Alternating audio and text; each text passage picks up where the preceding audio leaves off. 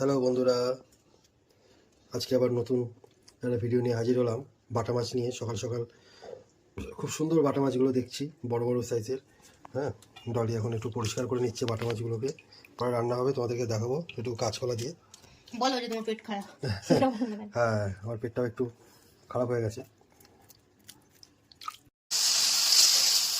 এই বাটা মাছের আলু আর এই কাঁচকলা রান্না হচ্ছে।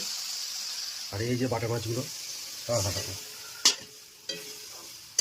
ভাজা হয়ে গেছে, এক এক করে ঝোলে দেওয়া হবে। বাটা মাছের যে পাতলা ঝোল অসাধারণ টেস্ট। রান্না তো হয়ে গেছে বন্ধুরা, দেখতে পাচ্ছ, এবার খাওয়ার পালা।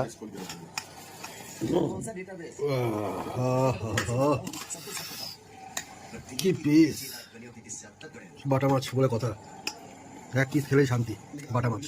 তার সাথে রয়েছে কাঁচকলা আলু, যে পাতলা ঝোল, অসাধারণ টেস্টি একটা মাছ। তো কারা কারা খাও এরকম পাতলা ঝোল এরকম, ব্যাস আর দিও না।